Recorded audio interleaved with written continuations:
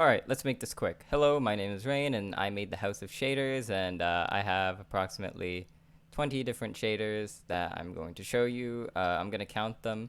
The mushroom technically has two shaders because it's a mesh, and the vertex shader gets closer. It was the assignment where it gets closer. It has the explosion flipbook attached to it. There's the reticle on my screen, the blue cursor thing, and that counts as another one, so that makes it three. Shooting out a little cubicle, pretty cool. I made that for some basic shaders that were given to us that I've just played around with. 5, 6, and this one I've also played around a little bit. And Animation 7, Fruit Loops, you've seen this probably a lot. 8, Truche, love it. 9, this mesh right here. 10, Vendor, we love you, bro. Adjusted his thing, adjusted his rotation, and his scale just gave it some absolute value. Absolute value of the sign, so it bounces, and and it changed his rotation orientation, so that makes it, I believe, 12. And then the little flip book of the crate, 13. Hills, 14. My own, these are my own. I'll explain them later, but 15. I think 16 actually. 17. Sorry, 16, 17, 18. Wait, no, it's 15, 16, 17, 18. Wait, no. 14, 15, 16, 17, 18, 19, 20. There we go. And yeah, I'll explain a lot of these later. But yeah, let's first start off with what I did for the UV. And that's something uv.frag, and that's something pretty simple. I literally just adjusted the fragment such that I gave it a time value, multiplied it by a sign, and yeah, then it goes back, multiplied by sign inside of the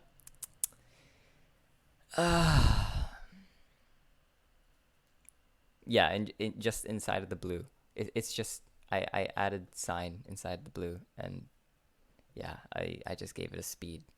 Just a speed. I don't know how to explain it very well, but yeah, it goes up and down. We all know how sine works, from 0 to 1, and God, this is very hard to explain, but yeah, it just goes back and forth from 0 to 1 for sine, and then if you put in the blue RGB area, the B area, because UVO already takes up R and G. And then yeah, it just adds blue and then removes the blue because it's going from 0 to 1.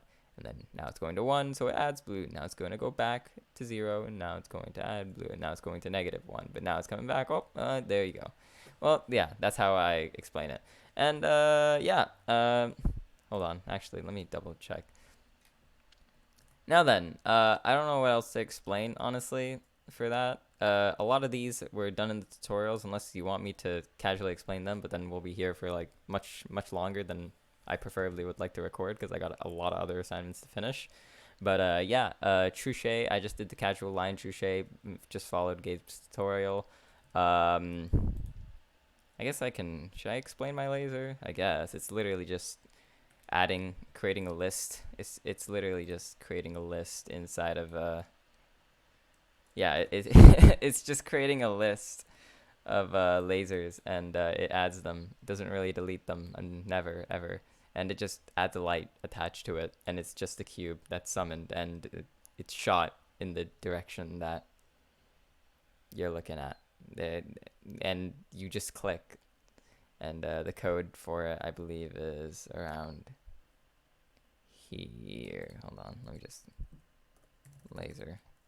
For each laser in laser.update, but hold on, I think there's more to this. Yep, console.writeLine fire laser, and then you can see it just adds it, the laser, what direction it's gonna be in, what direction it's gonna go, and yeah, and the position it's going to be spawned in. And this is assuming GameCam.forward represents the camera forward of the player. Anyways, yeah, and that about covers the laser. I already did an assignment on it, but I guess it's whatever. You guys only saw the result, not really the code. Fruit Loops, I don't know how to explain this. I mean, like, I literally just limited its scale. But that's about the only thing I played around with because I was much more excited about these kinds of things. Well, I mean, I just made a flip book of this, which frankly I don't really want to explain because it's just a flip book. And this right here, this is just me playing around with. Let me actually try and remember where that was. I actually did not write down where a lot of these were. And I think it's just. Is it brick? No, it's not brick. Brick is another one. Test. I think it's test. No, it's not test. No, it's not this. This is the vignette, and is it circle? I don't think it's circle. Is it? Actually, I think it is. Yeah, it is this. Oh my goodness. Yeah, I have absolutely no idea what the math behind this actually entails. I don't even know how I split the screen, but yeah, here's the code. I literally just a lot of this is from a lot of this is referenced from Book of Shaders, and the Book of Shaders, and I just grabbed the values, and tried to recreate it, and yeah, this is the closest I could get, and I just added time to this right here, and I just played around with it generally and just got something interesting, and that's how this monstrosity was born. I can't really explain the math all too well, but what I can do is I can explain how I got bricks. Brick is actually one that, in my opinion, I actually did pretty well on. And essentially what it does is it uses a random function. And yeah, you can adjust the size of the grid depending on how much columns it has. And as you can see, actually, yeah, it's columns. So how many columns it has, I chose 4 because why not?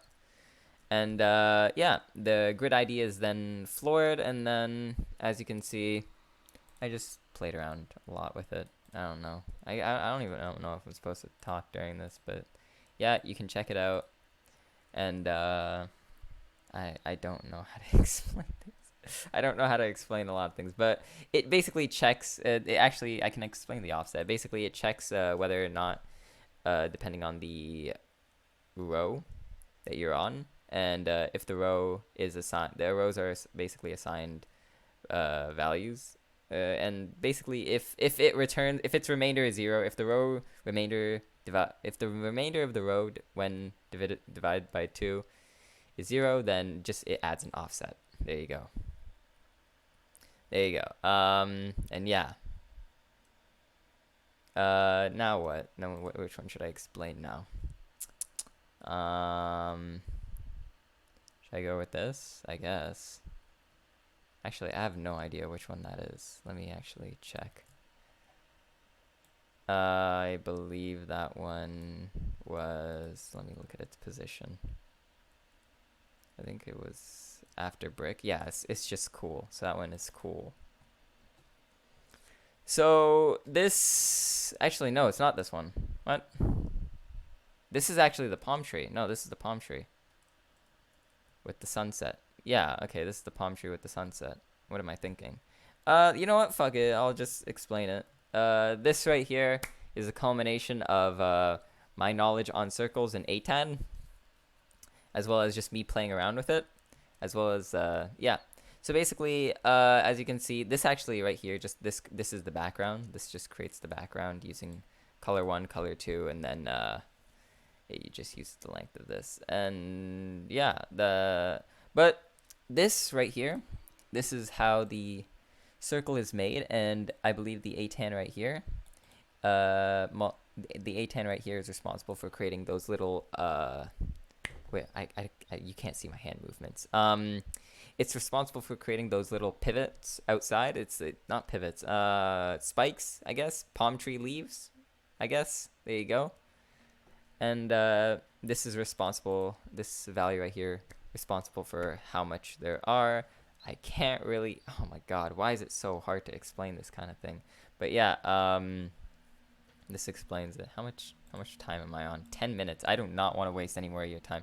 Anyway, yeah, this is responsible for the palm trees. If you want to check it out, check it out. I don't know how much I'm supposed to explain, but I don't want to waste time. This right here, I can explain it right here. This is literally just a sign. This is just absolute value sign. Frick, frick, frick. Is this circle? No, it's not. This is not circle. This is something, but I can't remember which one it was. Okay. I actually have no idea which one that is. It's right above the cool though. It's right above cool, so that means it's 9-0, and it's test. Okay, it's test. Oh yeah, here we go. So it's basically step. It uses step to basically separate the entire object, I guess. Best way to describe it. Separate the object in half, and then uses the absolute value of sign, so it creates a kind of whoop, whoop from 0 to 1, whoop, whoop, and then when you equate it to the color along the y-axis, it basically creates this sort of animation of movement. And yeah, there we go. And okay, I gotta keep going. Okay, let me just explain this right here. This one, I just call it better circle, but frankly, this is the culmination of something that's extremely I'm pretty proud of, and it originated for an idea for GDW, and this one is a lot more complex than the rest because I actually used something inside of the Book of Shaders.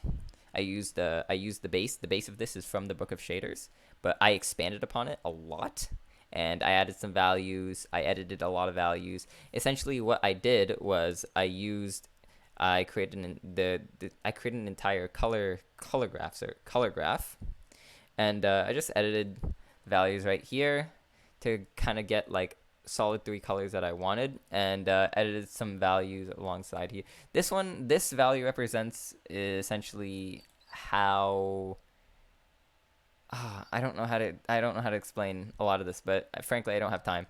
And yeah, this code right here is responsible for a lot of this, but yeah, I just added time to it, created some looked at some areas where they influence what. I added time, and I essentially just edited the values, added